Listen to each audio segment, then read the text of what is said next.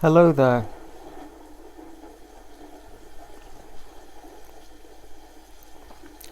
Tuesday, January the 12th, 1937.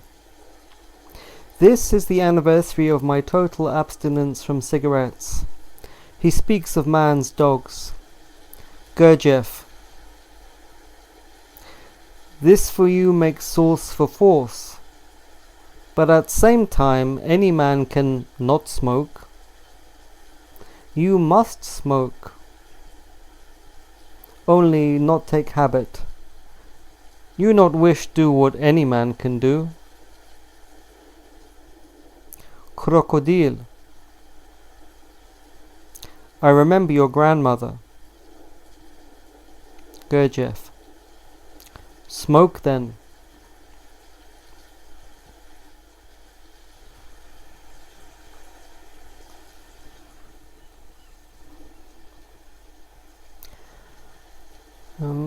Crocodile is Kathryn Hulme.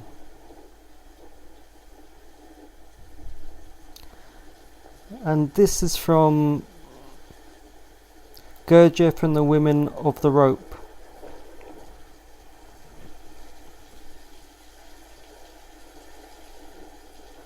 Gurdjieff says that any man cannot smoke, can give up smoking.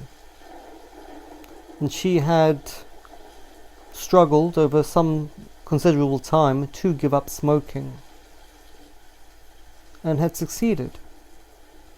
And after a year, on this anniversary, Gurdjieff says to her, yes, and at the same time any man can not smoke. You must smoke, but just not make a habit of it. You don't want to do what anybody can do.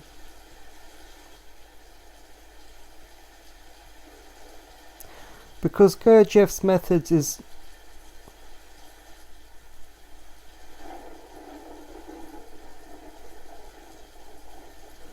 although they take place within ordinary life, they make you quite extraordinary inside. People probably don't realize that. Because they take place in ordinary life, it's very easy for followers to miss the point. It is even more difficult and more exceptional to work inside life. It's too easy to just fall into the ordinary world, isn't it? For most people, they're much better off going to church or to a Buddhist center or something like that.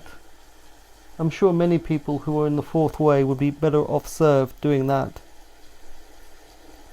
It is very difficult to work in life and not bullshit yourself.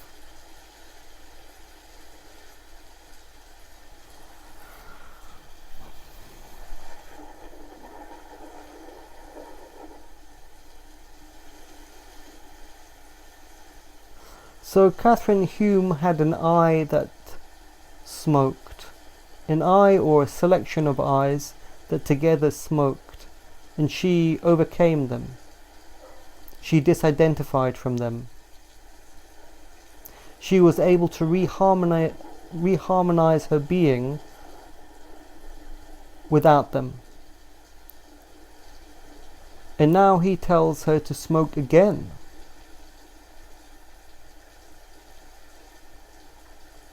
Which I suppose is the proof of the pudding of whether you really do have control of yourself. Whether you really can choose, or whether you have disidentified and in some fragile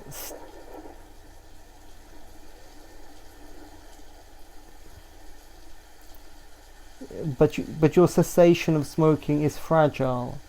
This is the acid test, isn't it? If you're going to master your personality, you need to be able to disidentify from eyes, to notice them and disidentify from them. And then you can re-identify with them. And you can re-identify with them in an artificial way, which Gurdjieff is indicating here. Which means that you reactivate those eyes deliberately, consciously. So for instance, you abstain from eating chocolate cake until you have mastery over that eye, but then you force yourself to eat chocolate cake. You act it through that fragment, through that eye.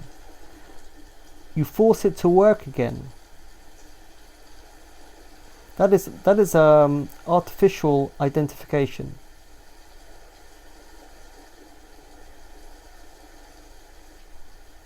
Those kinds of methods are very much of Gurdjieff.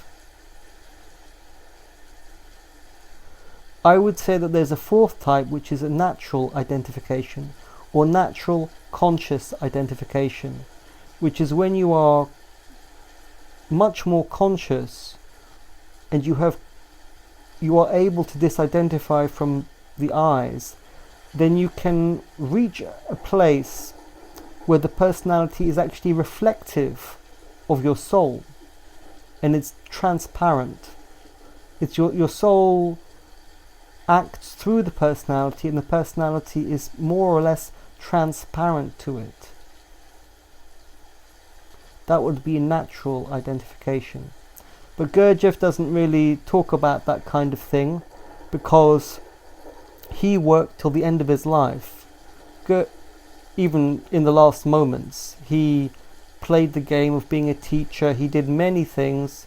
He was working and working and working right until the end, because he did not value human life the way that humanity has reorganized society into such abnormality.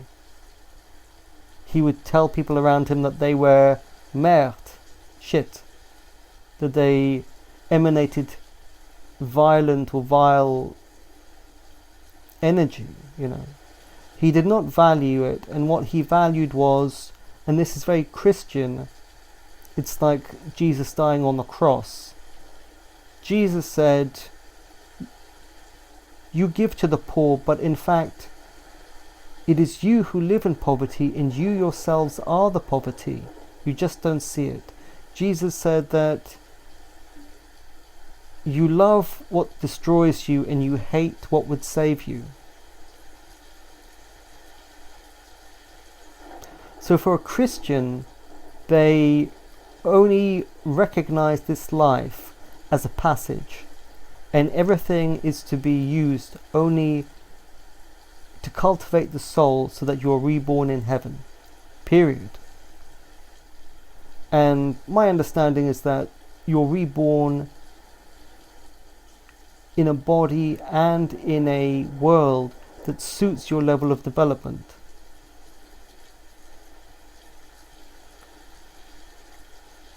So that is actually literally correct. It means that after you die, if you've been able to initiate yourself, so your soul is initiated, then if you work on yourself and you raise your level, then you will be reborn in a body and a world that is commensurate to your achievement, right? In other words, you reap what you sow, and everything is earned and merited. In this world, that's very difficult to see. When you walk down the high street, there is such chaos that is artificially supported through mechanization,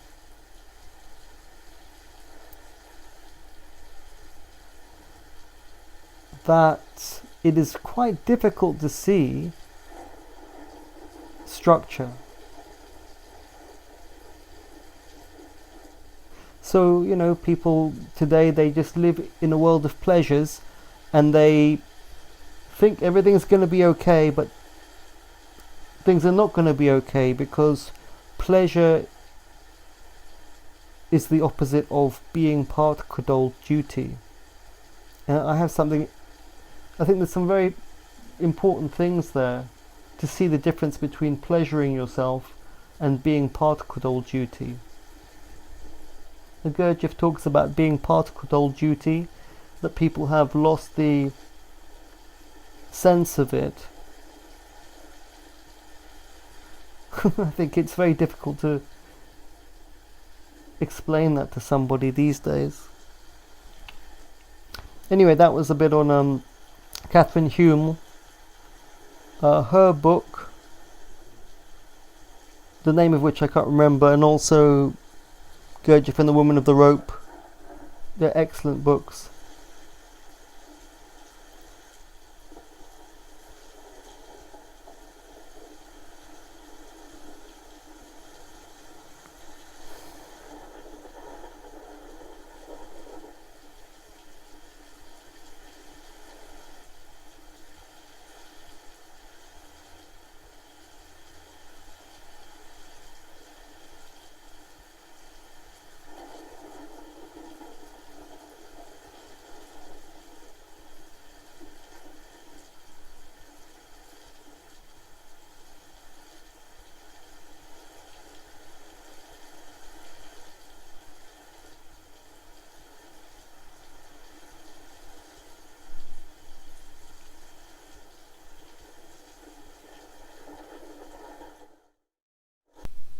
If you'd like to listen to the rest of this recording and others, I've put them on Odyssey where there's no time limit.